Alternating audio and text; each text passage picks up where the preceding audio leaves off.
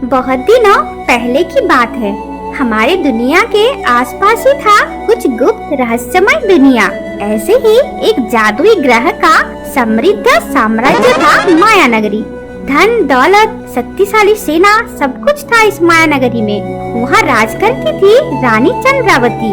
एक कुशल शासक होने के साथ साथ वो बहुत खूबसूरत भी थी, लेकिन उनकी भक्ति और दानशीलता के कारण लोग उनको बहुत प्यार करते थे। वो जल देवता की उपासक थी।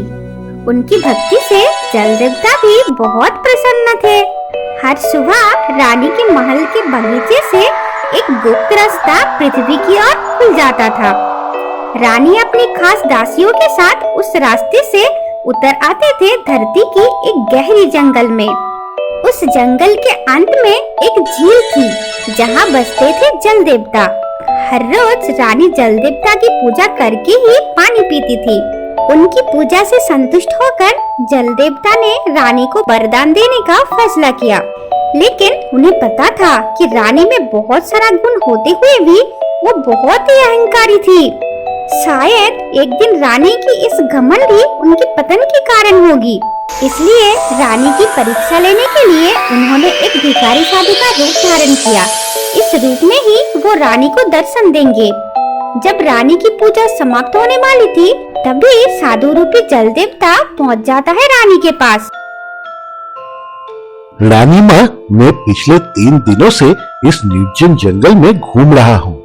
कुछ खाना भी नहीं मिला। अगर कुछ खाना मिल जाए तो आपकी बहुत कृपा होगी। चिंता मत करो बाबा जी। माया नगरी की रानी इस चंद्रावती की कृपा से तुम्हारी पूरी जिंदगी का खाने का कष्ट दूर हो जाएगा। मैं हूँ रमता जोगी। भोजन का चिंता नहीं है मुझे। जहाँ भी जो भी मिल जाए उससे ही मैं संतुष्ट हूँ। अगर आज का खाना मिल जाए वही मेरे लिए बहुत है।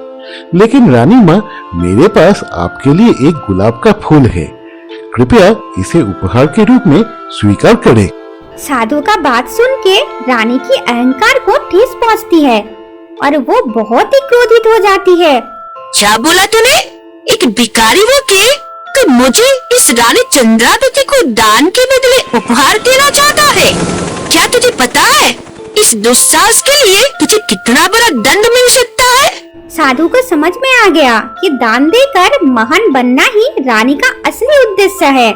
जब लोग रानी की दयालुता की प्रशंसा करते हैं तो उस अहंकार से ही रानी को खुशी मिलती है। तब साधु ने क्रोधित होकर कहा, रानी माँ, आप सब पर दया करके महान बनना चाहती हो ना? मैं आपको श्राप देता हूँ। आपको भी दूसरों के दया पर निर्भर रहना पड़ेगा।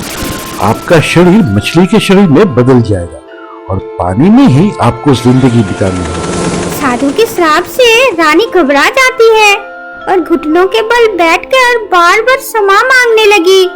इससे साधु का मन बिगड़ जाता है। तभी उनके हाथ के फूल में से एक दिव्य ज्योति निकलती है और वहाँ जन्म लेती है एक गुलाब का पौधा। रानी माँ, मैं श्राप को वापस नहीं ले सकती, लेकिन श्राप से मुक्ति के एक उपाय बता सकता हूँ। वो जो गुलाब का फूल आप देख रहे हैं, अगले हजारों साल तक हर दिन उसकी एक एक पंखुड़ी गिरती रहेगी। अगर इस समय के अंदर किसी की कृपा से आपकी प्राण बच जाए तो ही आप अपनी असली रूप वापस पा सकती है। नहीं तो हजारों सालों बाद ये फूल मुरझा जाएगा और आपको बाकी की जिंदगी मछली बनकर ही रहना पड़ेगा। बात खत्म करके ही वहाँ से निकल पड़ता है साधु। रानी को और कुछ कहने का मौका ही नहीं मिला। भयभीत रानी वो ही बेहोश होकर गिर पड़ी। तुरंत ही वहाँ एक अजीब घटना घटी। रानी के शरीर में एक विशेष परिवर्तन होने लगा। देखते ही देखते वो एक खूबसूरत मछली में परिवर्तित हो गई। मछली के रूप में रानी अपनी नई दुनिया में प्रवेश की। ये विचित्र दुनिया उनके लिए बिल्कुल नया है। नया ठिकाने की तलाश में इधर उधर भटकने लगी हो। इसके बाद बीत जाता है कई सालों। हर रोज उस गुलाब से पंखुड़ियां गिर रही है और वो फूल शायद जल्दी मुरझा जाएगी। इसी बीच उस जंगल के बगल में एक छोटा सा गांव बस गया है। यहाँ लगभग हर कोई किसान है। बुक्कू डुक्कू के पास भी यहाँ कुछ खेती का जमीन है। फल और सब्जियों की खेती से गुजारा हो जाता है दोनों का। हेलो दोस्तों, वेलकम टू बुग्गू डुग्गू ऑफिशियल।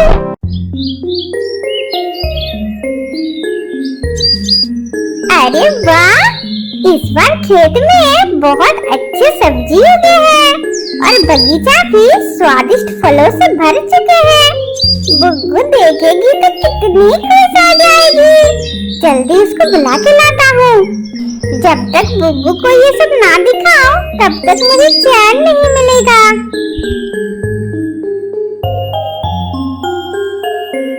बुग्गू बाबू, ओ बुग्गू बाबू, बुग्गू कहाँ गई? बुग्गू बाबू, नहीं, यहाँ पे भी तो नहीं है। घर का कितना सारा काम होता है। बर्तन साफ करते करते और कपड़े धोते धोते जिंदगी बर्बाद हो गया मेरा। और वो कामचोर कलमुड़े मोटे बुग्गू सुबह से घूम रहा है बाहर। बुग्गू बाबू, पता है इस बार हमारा खेत बड़े बड़े फलों और सब्जियों से भर गया है। मैं तुम्हें दिखाता हूँ, जल्दी चलो मेरे साथ। अरे वाह डुग्गू, इस बार तो हम फल और सब्जी बेच के अमीर बन जाएंगे। जब बुग्गू डुग्गू खुशी खुशी घर लौट रहा था तभी उनको दिखाई देता है कि उनके दोस्त बालू उसी तरफ आ रहा है। अरे बुग्गू डुग्गू, क्या हाल है? बहुत दिनों से कोई खबर नहीं, तो मैंने सोचा चलो एक बार मिल लेते हैं। इस बार यहाँ एक हफ्ता बिता के ही लौटूंगा। उफ, मेरे पेट में चूहा दौड़ रहा है।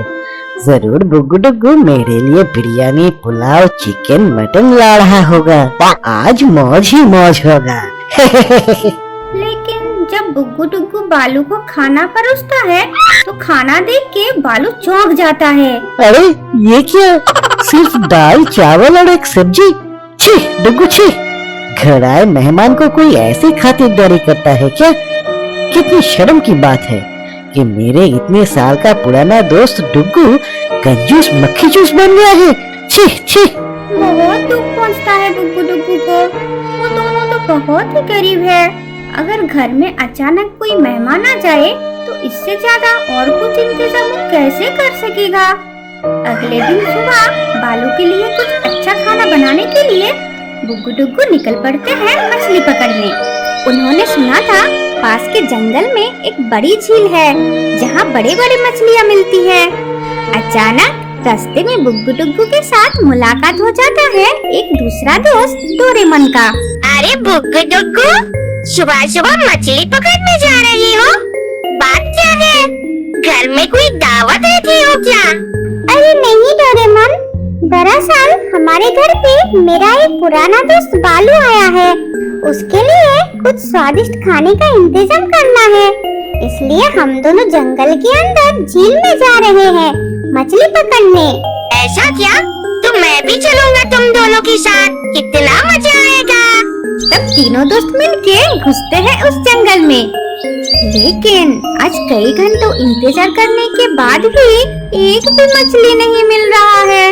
लग रहा है जैसे सारे मछलियाँ मिलकर बुग्गू डुग्गू को धोखा देने का साजिश रचा है। अरे ये क्या मुसीबत है?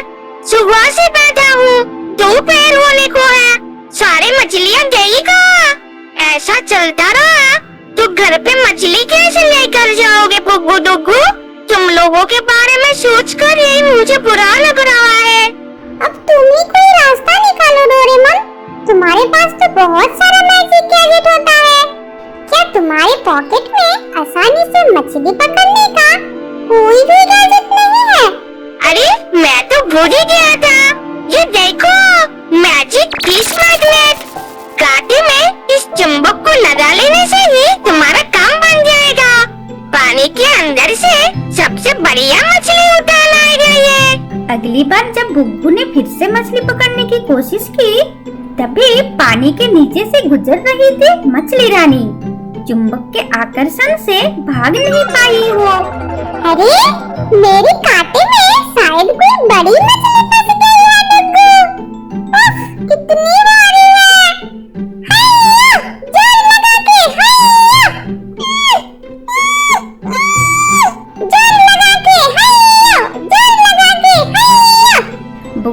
खींचने पर पानी के ऊपर आ गई मछली रानी।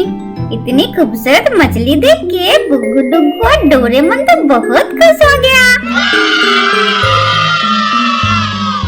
कितनी खुशी की बात है बुग्गू बाबू, आखिरकार हमें मछली मिल ही गई। अब बालू कुछ नहीं बोल पाएगा।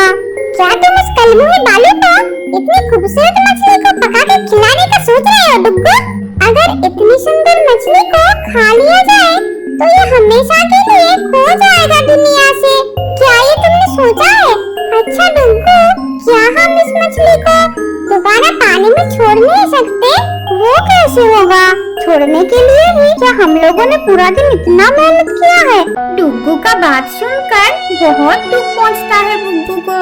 बुग्गू को वो मछली बहुत ही पसंद आ गई थी। दुखी होके बुग्गू के आँख से पानी टपकने लगे। डुग्गू बहुत प्यार करता है बुग्गू से, उसको कभी भी दुख नहीं पहुंचाता है डुग्गू। अच्छा ठीक है, रो मत बाबू, तुम जैसी बोलोगे ऐसा ही होगा। ये बोल के उस मछली को पानी में छोड़ देता है डुग्गू। लेकिन जैसे ही पानी में पहुंचता है वो मछली, तभी होता है एक चमत्कार। श्राप से मुक्त होके रानी चंद्रावती अपने असली रूप में आ जाती है और तभी साधु का उस गुलाब सोने का बन जाता है। डरो मत तुम लोग, मैं तुम लोगों को कोई नुकसान नहीं पहुंचाऊंगी।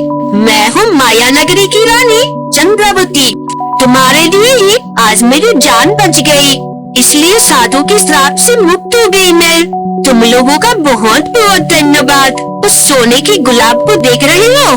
वो मेरे तरफ से तुम लोगों के लिए एक छोटा सा उपहार। हर दिन 2 बार उस फूल से कोई भी भोजन जितने भी मात्रा में आप मांगोगे तुरंत ही आपके पास आ जाएगा। उसके बाद रानी पहले का सारी घटना बताती है उन लोगों को और वहाँ से गायब होके लौट जाती है अपनी माया नगरी। बालू को आज कुछ स्वादिष्ट अच्छा खाना मिल जाएगा, ये सोच कर ही बुग्गू डुग्गू मन ही मन हंसने लगे। सोने का गुलाब लेके घर लौटते हुए बुग्गू डुग्गू आज बहुत खुश है। अब से वो गांव के सभी गरीबों को 2 वक्त का खाना जो खिला सकेगा। दोस्तों लाइक देना, दोस्तों